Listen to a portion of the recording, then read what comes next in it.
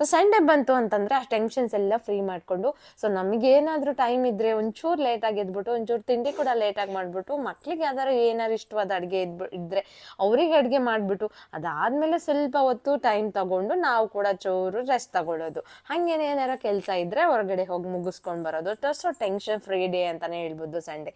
So ಅದಕ್ಕೋಸ್ಕರ ಇವತ್ತು special ನಾನು ಎಗ್ ಮಸಾಲ ಮಾಡಿ ನಿಮಗೆ ತೋರಿಸ್ತೀನಿ. ನೀವು ಕೂಡ ಟೇಸ್ಟ್ ಮಾಡಿ ಮನೇಲಿ ಮಾಡಿಬಿಟ್ಟು ಮಕ್ಕಳಿಗೂ ದೊಡ್ಡವ್ರಿಗೆ ಎಲ್ಲರಿಗೂ ಇಟ್ಬಿಡಿ.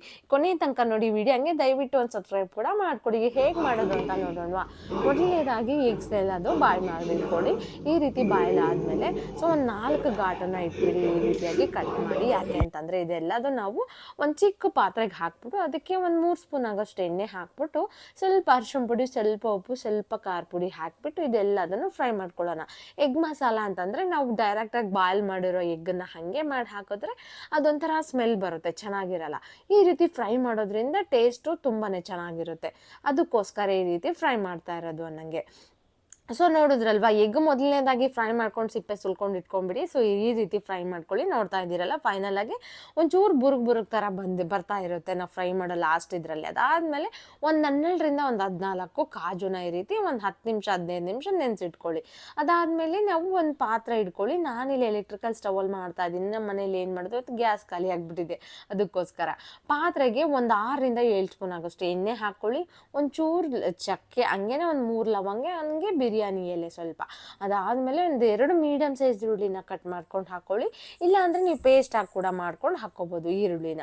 ಸೊ ಇದೆಲ್ಲದು ಸ್ವಲ್ಪ ಗೋಲ್ಡನ್ ಬ್ರೌನ್ ಕಲರ್ ಬರೋವರೆಗೂ ಫ್ರೈ ಮಾಡಿ. ಏನಾಯ್ತು ಅಪ್ಪ ಅಂತಂದರೆ, ಇನ್ನೇನು ಎಗ್ಗೆಲ್ಲ ಬಾಯ್ಲ್ ಮಾಡಿಟ್ಬಿಟ್ಟಿದ್ದೀನಿ, ಇನ್ನೇನು ರೈಸು ಇನ್ನೇನು ಸ್ಟಾಫ್ ಆನ್ ಮಾಡಿದ್ದೀನಿ ರೈಸ್ ಮಾಡಲಿಕ್ಕೆ ಅಂತ ಗ್ಯಾಸ್ ಖಾಲಿ ಆಗೋಯ್ತು. ನಮ್ಮ ಮನೇಲಿ ಬರೀ ಒಂದೇ ಗ್ಯಾಸ್ ಇರೋದು. ಸೊ ಚಿಕ್ಕ ಮಗು ಇರೋದ್ರಿಂದ ನಾವು 2 ಗ್ಯಾಸ್ ಸಿಲಿಂಡರ್ ಇಟ್ಕೊಳ್ಳೋಕ್ಕೆ ಭಯ ಆಗುತ್ತೆ. ಸೊ ಹಂಗಾಗಿ ಒಂದೇ ಸಿಲಿಂಡರ್ ಇಟ್ಕೊತೀವಿ. ಈ ರೀತಿ ಗ್ಯಾಸ್ ಸಡನ್ ಆಗಂತ ಖಾಲಿ ಆದಾಗ ಇವತ್ತು ಬುಕ್ ಮಾಡಿದ್ರೆ ಇನ್ನೇನು ನಾಳೆ ಬಂದ್ಬಿಡುತ್ತೆ ಅಂತ ಹೇಳ್ಬಿಟ್ಟು ಎಲೆಕ್ಟ್ರಿಕಲ್ ಸ್ಟವ್ ತೊಗೊಂಡಿದ್ದೀವಿ. ಇದರಲ್ಲೂ ಅಡುಗೆ ಮಾಡೋದು ತುಂಬ ಕಷ್ಟ ಅಂತಲ್ಲ, ನೀಟಾಗಿ ಕುಕ್ ಆಗಲ್ಲ. ಇದರಲ್ಲಿ ಕುಕ್ ಆದ್ರೂ ಅದೊಂಥರ ಗ್ಯಾಸಲ್ಲಿ ಬಂದಿರೋ ಗ್ಯಾಸಲ್ಲಿ ಮಾಡಿದ ಟೇಸ್ಟು ಇದರಲ್ಲಿ ಮಾಡಿದ್ರೆ ಬರಲ್ಲ. ಸೊ ಅದಾದಮೇಲೆ ಈರುಳ್ಳಿ ಆದಮೇಲೆ ನೀವು ಒಂದು 4-5 ಮೆಣಸಿನ್ಕಾಯಿನ ಹಾಕ್ಕೊಳ್ಳಿ. ಹಾಗೆ ಒಂದು ಸ್ಪೂನ್ ಆಗೋವರೆಗೂ ಶುಂಠಿ ಬೆಳ್ಳುಳ್ಳಿ ಪೇಸ್ಟ್ನ ಫ್ರೆಶ್ ಆಗಿ ಮನೆಯಲ್ಲೇ ಕುಟ್ಕೊಂಡು ಈ ರೀತಿ ಫ್ರೈ ಮಾಡ್ಕೊಳ್ಳಿ, ಹಸಿ ವಾಸನೆ ಹೋಗೋವರೆಗೂ. ಅದಾದಮೇಲೆ ನೀವು ಒಂದು 3 ಮೀಡಿಯಮ್ ಸೈಜ್ ಟೊಮ್ಯಾಟೋನ ಈ ರೀತಿ ಮಿಕ್ಸಿಗೆ ಹಾಕ್ಕೊಂಡು ಇದನ್ನು ಕೂಡ ನೀವು ಫ್ರೈ ಮಾಡಿ, ಎಣ್ಣೆ ಎಲ್ಲ ಬಿಟ್ಕೊಳ್ಳೋ ತನಕ ಫ್ರೈ ಮಾಡ್ಕೊಳ್ಳಿ. ಸೊ ಈಗ ಏನು ಮಾಡೋದು, ಗ್ಯಾಸ್ ಖಾಲಿ ಆಗ್ಬಿಡ್ತು ಸಡನ್. ಇನ್ನೇನು ಅನ್ನಕ್ಕೆ ಇಡಬೇಕು, ಗ್ಯಾಸ್ ಒಂದು 5 ನಿಮಿಷ ಬೆಂದಿದೆ ಅಷ್ಟು, ಜಸ್ಟ್ ಬಿಸಿಯಾಗಿದೆ. ಅದಾದಮೇಲೆ ಮೊಟ್ಟೆ ಎಲ್ಲ ಬಾಯ್ಲ್ ಮಾಡ್ಕೊಂಡು ಎಲ್ಲ ರೆಡಿ ಮಾಡ್ಕೊಂಡು ಇಟ್ಕೊಂಡಿದ್ದೀನಿ. ಇನ್ನೇನು ಗ್ಯಾಸ್ ಖಾಲಿ ಆಗೋಯ್ತು, ಏನು ಮಾಡೋದು ಹೇಳಿ. ಆಗಲೇ ಟೈಮ್ ಬೇರೆ 7 ಗಂಟೆ ಆಗಿಬಿಟ್ಟಿತ್ತು ರಾತ್ರಿ. ಇನ್ನೇನು ಮಾಡೋಕ್ಕಾಗಲ್ಲ ಅಂತ ಇದರಲ್ಲೇ ಹೆಂಗೋ ಕಷ್ಟಪಟ್ಟು ಮಾಡಿದೆ. ಸೊ ಟೊಮೆಟೊ ಎಲ್ಲ ಫ್ರೈ ಆಗಿ ಒಂಚೂರು ಎಣ್ಣೆಣ್ಣೆ ಬಿಟ್ಕೊತಾ ಇದೆ ಅಂತಂದಾಗ ನೀವೀಗ ಏನು ಮಾಡಿ, ಒಂದು ಅರ್ಧ ಬೌಲ್ ಆಗೋಷ್ಟು ಮೊಸರನ್ನ ಹಾಕಿ. ಗಟ್ಟಿಯಾಗಿದ್ದರೆ ಮೊಸರು, ಈ ಗಡ್ಡೆ ಮೊಸರು ಇದೆ ಅದರೆಲ್ಲ ನೀಟಾಗಿ ತೆಳು ಮಾಡಿಕೊಂಡು ಹಾಕಿ ಮೊಸರು. ಯಾಕೆ ಅಂತಂದರೆ ಗಡ್ಡೆ ಇದ್ದರೆ ಸೊ ಇದಕ್ಕೆ ಹಾಕಿದ ತಕ್ಷಣ ಅದನ್ನು ನಾವು ಮತ್ತೆ ತೆಳು ಮಾಡ್ಕೊಳ್ಳೋ ಅಷ್ಟೊತ್ತಿಗೆ ಮೊಸರು ಒಡೆದೋಗ್ಬಿಡುತ್ತೆ. ನೀವು ಮೊಸರು ಹಾಕುವಾಗ ನೀವು ಖಂಡಿತವಾಗ್ಲೂ ಗ್ಯಾಸ್ನ ಸಿಮ್ಮಲ್ಲಿ ಇಟ್ಕೊಳ್ಳಿ. ಅದಾದಮೇಲೆ ಖಾರಕ್ಕೆ ತಕ್ಕಷ್ಟು 1 ಸ್ಪೂನ್ ಆಗೋಷ್ಟು ನಾನು ಖಾರದ ಪುಡಿ, ಹಾಗೆ 1 ಸ್ಪೂನ್ ಆಗೋಷ್ಟು ಧನಿಯಾ ಪುಡಿ, ಹಾಗೇ 1 ಸ್ಪೂನ್ ಆಗೋಷ್ಟು ಮೊಟ್ಟೆ ಮಸಾಲಾನ ಎಗ್ ಮಸಾಲಾನ ಹಾಕಿದ್ದೀನಿ. ಎಗ್ ಮಸಾಲ ಇಲ್ಲ ಅಂದರೆ ಗರಂ ಮಸಾಲ ಹಾಕ್ಕೊಳ್ಳಿ, ಪರವಾಗಿಲ್ಲ.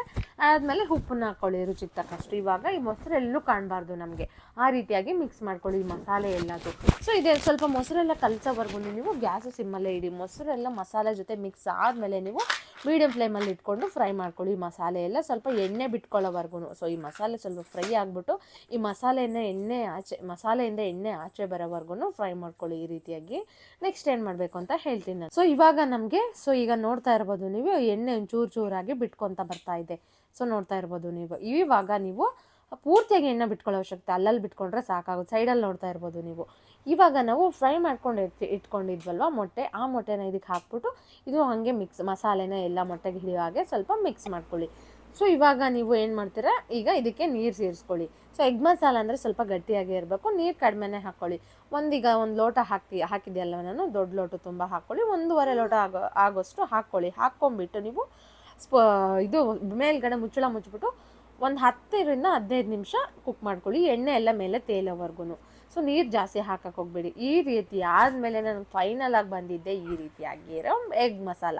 ನೀವು ಕೂಡ ಸಂಡೇ ಅಲ್ವಾ ಇವತ್ತು ಮಾಡ್ಕೊಂಡು ಎಂಜಾಯ್ ಮಾಡಿ, ಮಾಡಿಬಿಟ್ಟು ಹೆಂಗೆ ಬಂತು ಅಂತ ದಯವಿಟ್ಟು ಕಮೆಂಟ್ ಮಾಡಿ. ಹಾಗೆ ದಯವಿಟ್ಟು ಒಂದು ರಿಕ್ವೆಸ್ಟ್, ಎಲ್ರಿಗೂ ಒಂದು ಸಬ್ಸ್ಕ್ರೈಬ್ ಕೂಡ ಮಾಡ್ಕೊಳ್ಳಿ ಫ್ರೆಂಡ್ಸ್, ಸಪೋರ್ಟ್ ಮಾಡ್ಬೋದಲ್ವಾ. ಹಾಗೇ ಒಂದು ಲೈಕ್ ಕೂಡ ಮಾಡಿ, ಶೇರ್ ಮಾಡಿ ಮರಿಬೇಡಿ ಆಯಿತಾ.